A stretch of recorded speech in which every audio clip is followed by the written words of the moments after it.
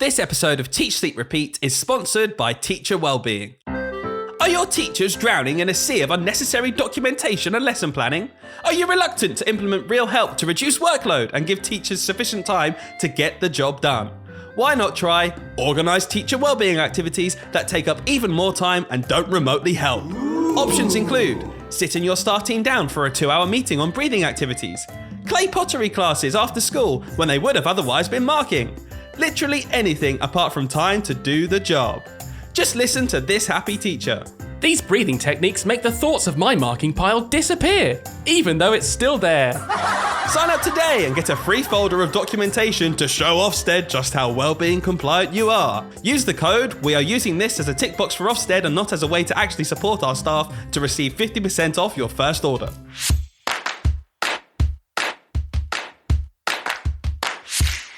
Hello, everyone. Hello. Should we keep this in? Hey everyone, and welcome to episode 2 of Teach, Sleep, Repeat. My name is Dylan. And my name's Hayden. And we have been overwhelmed by the response to the first episode. Thank you so much to everyone who listened. We had teachers, non-teachers, and we even received some lovely feedback, didn't we, Hayden? Oh, really nice feedback. The first bit of feedback that I got was, why do you sound so weird when you say your name? So I'm now really self-conscious about that. Was that when you introduced yourself at the start? Yeah, the bit where I said, and I'm Hayden, or my name's Hayden. So I've run it through about 12 different ways now, and I just think they all sound strange. So hopefully you guys can let me know. Yeah, make sure you rewind this podcast a bit, guys, and listen, because I wasn't paying attention to you, I'm not going to lie, because I was too busy thinking about this week's episode. And this week, I know we're on the same page here, Hayden, but I thought what we should do, after talking about the strikes last week and perhaps doing something quite heavy, we wanted to switch up a bit and go really positive this week. Isn't that right? Yeah, I think going back to like when we thought about doing this podcast, we really wanted to make something kind of fun, a little bit silly, something relatable perhaps, but it was just irresistible, wasn't it, last week? How could we not talk about the strikes when it was something we're really passionate about, to be honest with you. We are genuinely passionate and we wanted to talk about it. Yeah, definitely. I think we should lighten up a little bit. I'm just going to say right now, I'm not going to lie to you guys. It is season of illness in school, right? I have not been able to shake off this cold for about 2 months. So if you feel like I'm struggling to breathe and out of breath just through talking, you're absolutely right, because that's how I feel right now. But there is a cure, isn't there, Dylan? Oh, yeah? There's something that is a cure for both of us, actually. What's that? It's the season of cream eggs right now. It is cream egg season. I love cream egg season. And that's how I know Easter's around the corner and Christmas is done, because I walk into the shop and I see a succulent 5-box of cream eggs, and my face lights up, and it's almost as if I'm not ill anymore.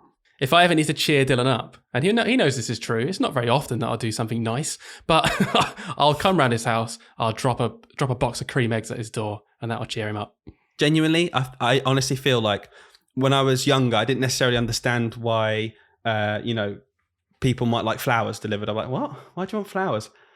When I received a pack of 5 cream eggs, I get the feeling. I understand it now. And they don't last long. So that's enough about cream eggs, Dylan. Let's bring this podcast back to its core. I'm going to ask you a question.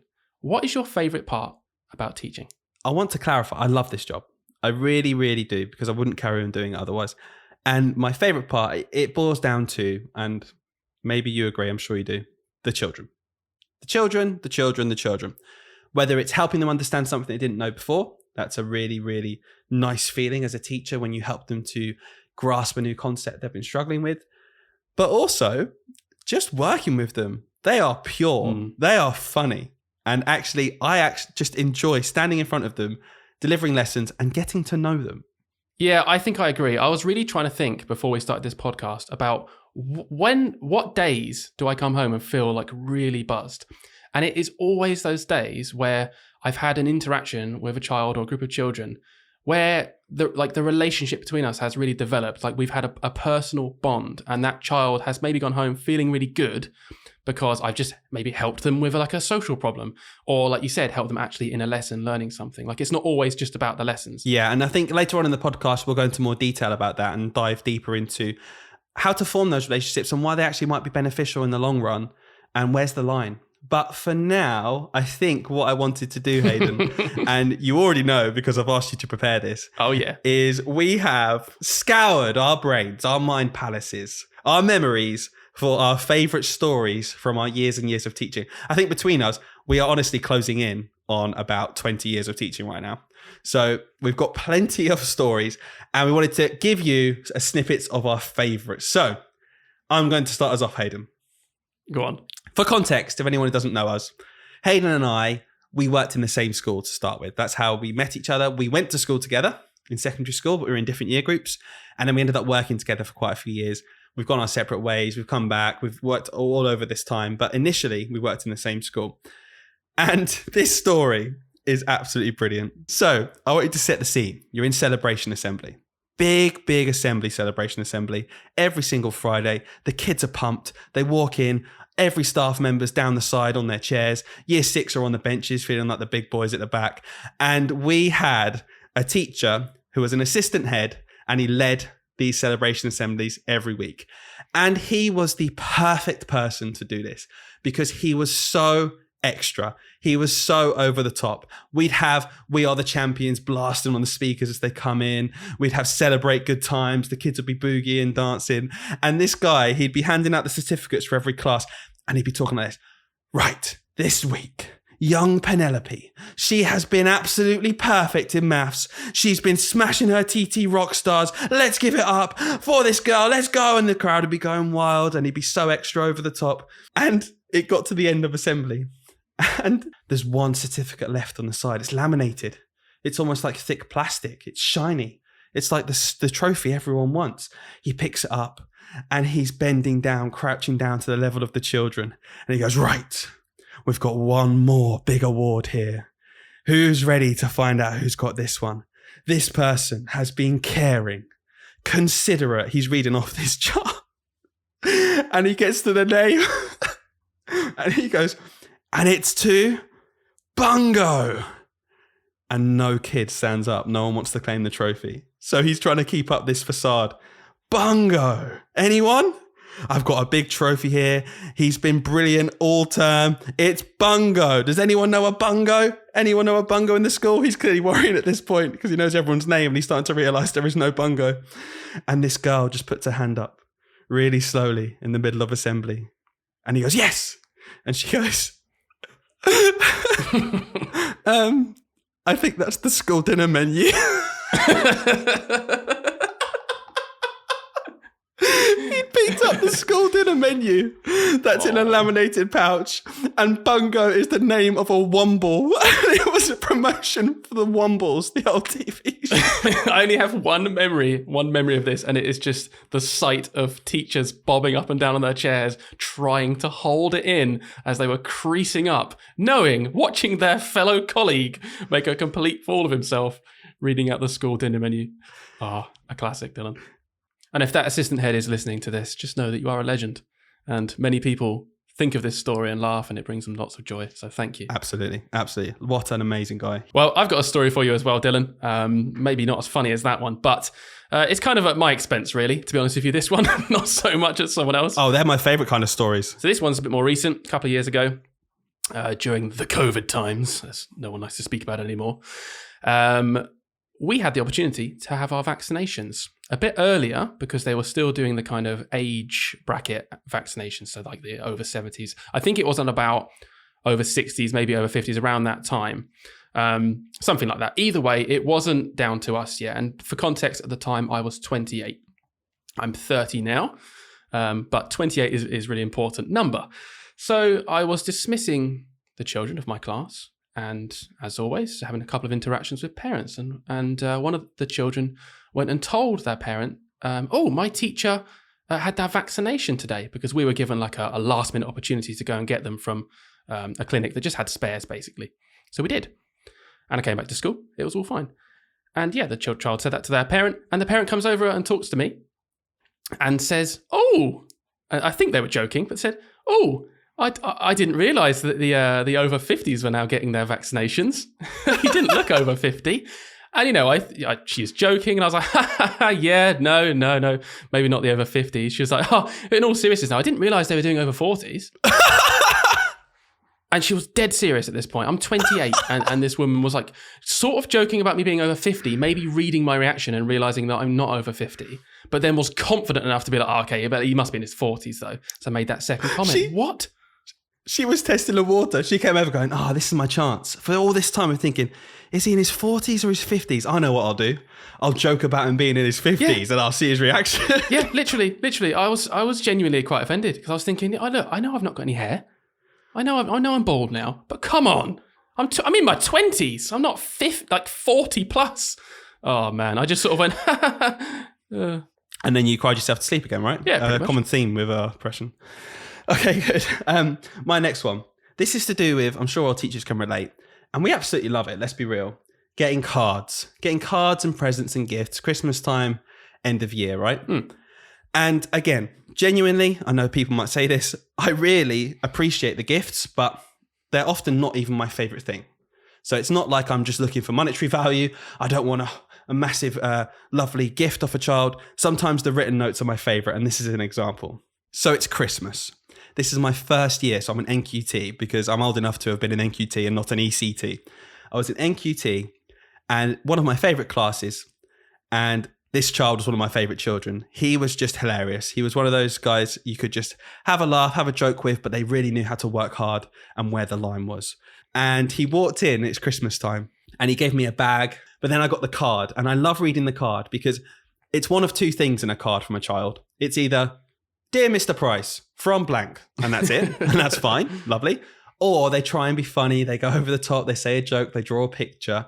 Either way, absolutely lovely. But I just had a feeling that the way he gave me this card, he had a kind of smirk on his face. And I was ready. I thought I'd take it. And sometimes I wait to open them. But for this one, I said, shall I open it now? And he just very shyly tucked his chin into his neck. And he just kind of gave me a quick nod and then ran off to his seat.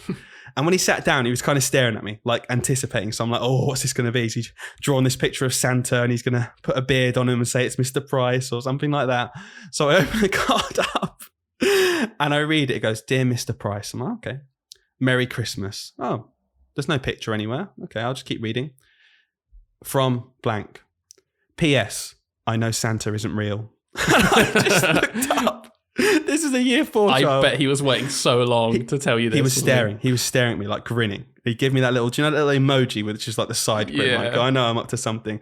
And all I did in that moment was I looked at him and I gave him the grin back and just gave him a nod. I went, He knows, you know. I love it when children do that thing where they think they know something they shouldn't know. Like, they're like, I know this thing. And they feel so sneaky about it. Like, the common one for me is anything about your personal life, basically. When they realize you're not an alien, like you're actually just a human. And they'll go up to you and be like, I know you've got Facebook. And give you the eyes, like where their parents maybe have, just looked at it or something. I know you've got a girlfriend. And they just think it's like this crazy fact, like, oh my God, my teacher does this normal thing. Yeah, like when sometimes you're shopping at the weekend and you see a child and you know what's going to happen. Because you see them out and they're like shy, maybe don't say anything. You know, Monday morning they're going to walk in, "Saw you at Tesco." Yeah. I was just shopping. Yeah, I do go to Tesco every now and then. And you shied away from me when I walked past, so you're very confident now. Yeah. Talking of the children loving the idea that they've got some information they shouldn't have and kind of using that against you, like, "Oh, I know this." Hayden, do you remember what we used to tell the children in the schools about that? Yeah. We've manufactured a hilarious, harmless lie about Dylan and I, in which we've convinced basically the whole school to the point where they like even tell the younger children that we haven't even taught yet that Dylan and I are brothers, blood brothers, okay? And the best bit is it's like a 2-layered thing. We felt so smart because you always get those children, they see right through you. They're like, "No, you're not. No, you're not. No, you're not." They just don't stop. And eventually we were like, okay, let's just cave in and be like, "Oh, fine. We're not really brothers. We're just cousins." And at that point, they're like, well, they believe that layer. So then you get the kids that are like, "Oh, did you know Mr. Stevens and Mr. Price, they're brothers?" And then you get the other kids going, "Oh, no, they're not. They're just cousins." To the point where someone that I taught this year, we haven't actually done this in a long time, I don't think. So it was a real surprise. But this particular child has a brother a couple of years older that I taught a while back when we probably did, to have a bit of fun with this. And they, in the middle of a lesson one day, I can't remember what it was on, but they just said to me, dead serious in the middle of a lesson, "Oh, doesn't your brother have one of those?" And I would look to him, and I was like, "What?" "Yeah, doesn't your brother have one of those?"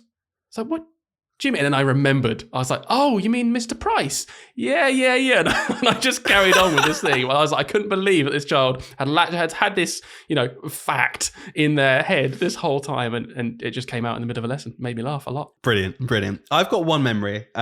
It was, again, when we used to work in the same school, and we were involved in maths leadership. Not as much as we are now, but we were just involved in the maths hub. And we did some pupil conferencing. And this is one of my favorite things to do in school, is to just talk to the children about what they get up to in lessons, because it's just funny sometimes. And there was this one time, I remember, it just happened to be that I took a couple of children out of your maths class. So a boy and a girl, took them out, and I was asking them about what they do in maths. What did you learn today? What did you learn last week? And we got to one question, boy in your class.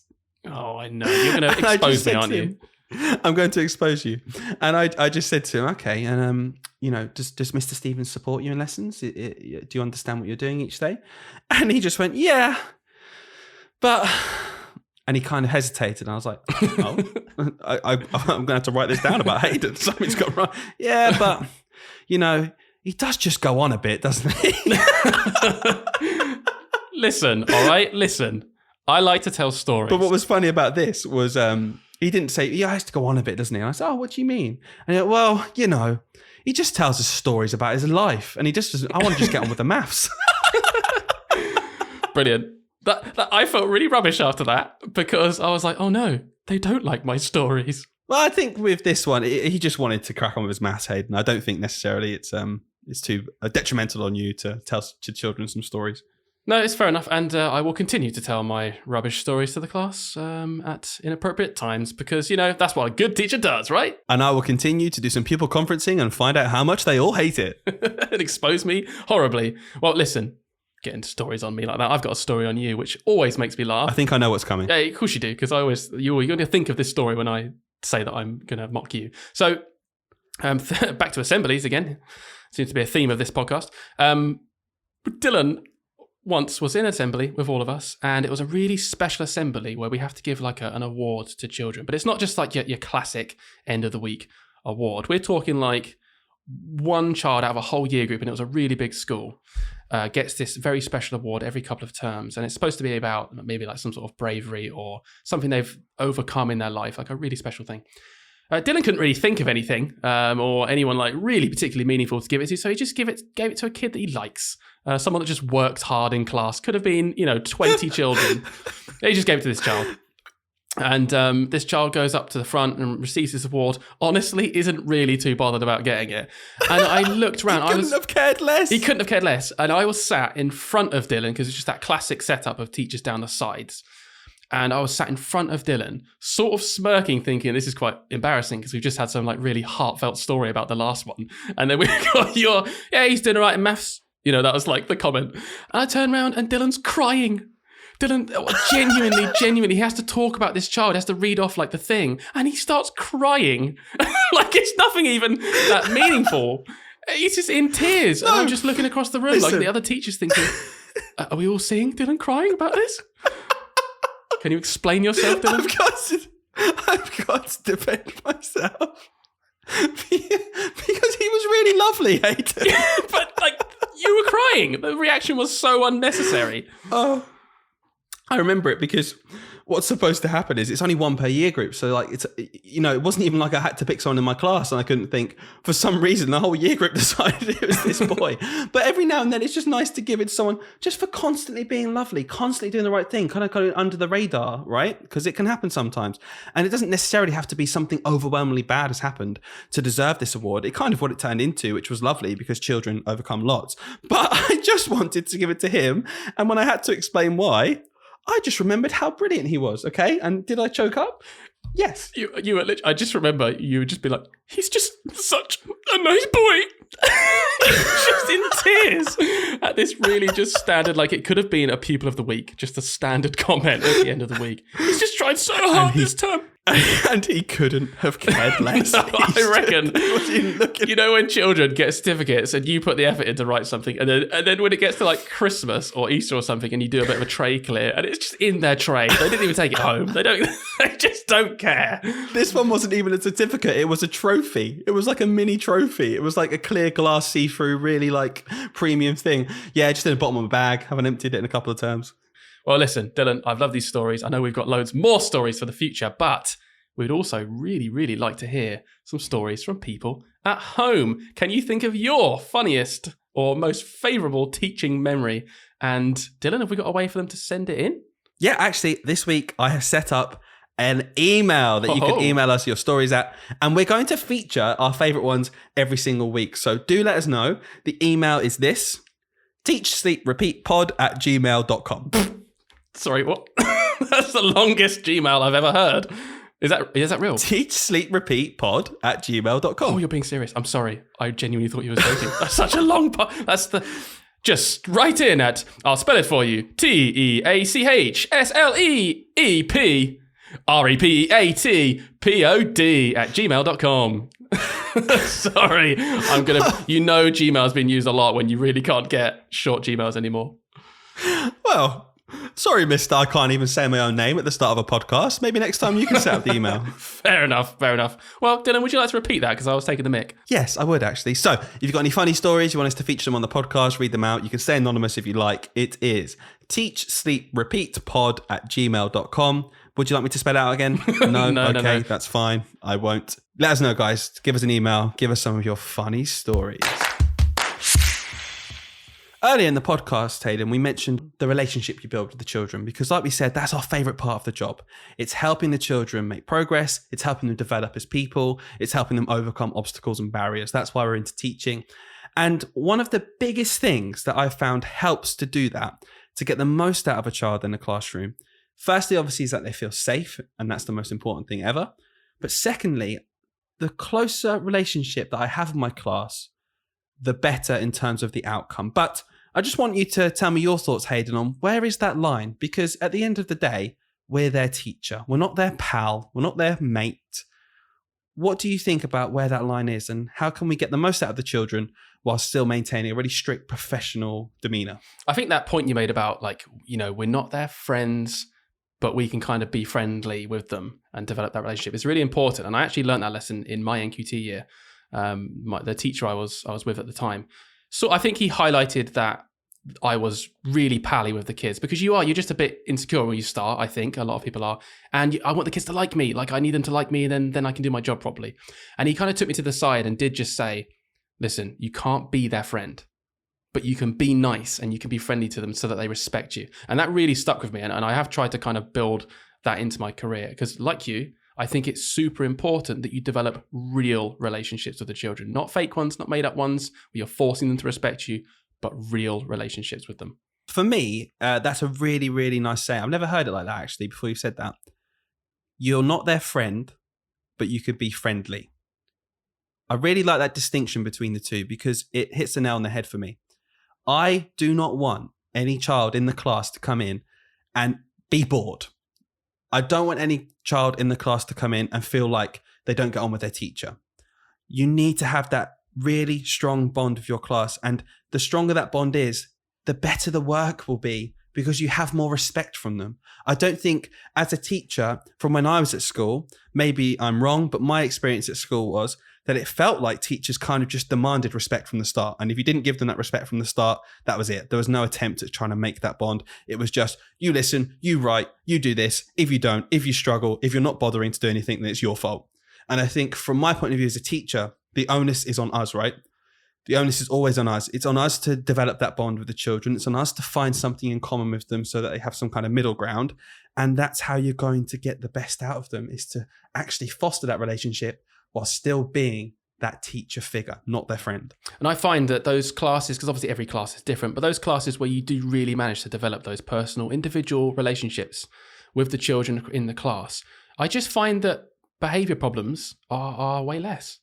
I just don't have as many behavior problems. Obviously, you still get some, but the children tend to listen to you a bit more because they actually like you. They actually respect your opinion and what you think of them. So if they can see you're genuinely annoyed at their behavior, those children that you've developed those relationships with, they'll care about it. They don't want to upset you because they actually like you. And that's reciprocated, isn't it? Because like you said, they care about you. They don't want to annoy you. They want to please you. They want to give you their hard work. They want to do their best for you. And that's because they feel like you're doing the best for them. You're listening to them. You're taking their problems seriously. You're not just dismissing it as children will be quiet and work. They're people, and I really, really, really value that. And I think that line is somewhere in the middle, obviously, but I really like it. I'm going to say it again. You can be friendly with them, but you're not their friend. You're their teacher. I think you probably do this as well. It's a bit of a teacher tactic, really, but it's something I do probably every year with multiple children. And you can back me up here or not. But when I have like some sort of behavioral issue, someone's maybe kicking off in class, they're upset about something, they're annoyed about something, I tend to take them out of the classroom and have a one-to-one. And my kind of aim is to almost shock them really with how much I actually care. And I'm not just going to shout at them. And I'll sit them down and I will tell them, like, just really to their face, just be like, I really care about you. And I think you're a really cool kid. I've got a lot of time for you. And if you want to talk, you can talk to me at any point. If you want to come chat with me at lunchtime, come and chat with me and I'll be there to talk to you. But what you're doing in class right now is really disrespectful and it's hurting my feelings. And I do find that not with everyone, because we're all different, but with 99% of children, I think it catches them off guard. And they're like, oh, my teacher is actually just a human. And it's nice to hear, I care about you from someone when they're being genuine. And I don't know, but for me, it's solved a lot of problems over the years. And I've ended up developing really nice relationships with those kids who had a bit of a reputation of maybe being naughty or misbehaved in class. It's almost like you've laid the foundations as well for prevention rather than trying to patch it up later. By putting in the groundwork early and building those relationships, not as many behavior problems might arise. Again, we're not saying for a moment that if you have behavior problems in your class, it's your fault because you didn't build a relationship with them. It's not as simple as that, but you're preventing it as much as possible. And I think that approach, it works for me anyway. And it sounds like it works for you. Everyone's got a different style. I was just wondering, because again, we've known each other for ages teaching, but we've not actually watched each other teach loads and loads and loads. Mm. How often would you say that you shout in your classroom? Okay, are we talking like genuine, like I'm shouting because I'm like actually genuinely angry and I feel like I just have to raise my voice in pure sort of anger, or just shouting because they're being quite noisy? To me, it's a choice. It's of a teaching style, right? Because there's two types of shouting, like you just said. It's when you are actually angry and you shout because you're angry, right? And it's not premeditated. And there's then shouting because you feel like it's the right thing to do to get the children to stop doing something. And I suppose the reason I'm asking is because I've been told, and it wasn't necessarily a choice I made from the start, but it is something I don't like. I don't like shouting. I really don't like shouting. And I can't look past the idea of a grown man who's nearly 30 bellowing at an 8-year-old child. Like, I just think there must be other ways to solve things than doing that. But there is one exception for me, which I won't say just yet. I'm wondering what you think. Yeah, I think I probably agree with you in terms of like, it's kind of, it almost, for me, it gives the feel of being out of control. Like if you're shouting because you are just emotional in that moment and it's the only thing you can think of doing, I don't think it's the best tactic. It has its place though. Like I have definitely been in situations where I honestly, it's the only thing I could have done in that particular situation for a child or a group of children to listen to me and take me seriously. But most of the time, it's forced. It's not really real. I'll kind of use it as a tactic. I'm raising my voice now, but not very often. And I've even spoken to the children about this and told them the difference between shouting and raising my voice, because I will raise my voice to talk over and to cut through. Mm-hmm. And I say to them, look, I'm not shouting now, but I wouldn't talk to someone with this level of voice in a general conversation. So there's a difference there. And there are levels to shouting. And I will say the few times I do shout, it tends to be like a health and safety thing. I had a class once, we went swimming a few times, many years ago. And it was one of their first few times in the pool. And we got back and the coach said to me that they were messing around in the pool and actually it was becoming unsafe. And at that point, I thought, okay, how can I have an effect here? And because I didn't shout to my class at all, it held power. That raising of the voice, the children knew I was being serious. And I didn't just shout for the sake of shouting. It was premeditated. I knew I was going to raise my voice. I knew I was going to put on this persona of this is completely unacceptable. And it cut through because it's one of the, probably in that whole year, I think that was the only time I raised my voice to that level, and they took it seriously. How often do you think you get genuinely angry at school? Like real anger? As time has gone on, almost never. Because I think you've seen it all by then. Maybe a few years ago, something happens and it really boils your blood. Like, how could you get into that fight? I've put so much time into trying to help you, and you've gone onto the playground and you push someone over. Yeah. And that would maybe used to make me really angry. Like, why have you done that? I've put so much of my energy in. I've just spoken to you. I didn't understand it. But I think the more experienced that we've become, you've almost seen everything now. And in terms of pure anger at the children, my first thought is always, yeah, but there's probably an explanation, X, Y, Z. Yeah, or a better way of dealing with this situation right now that doesn't involve me being angry.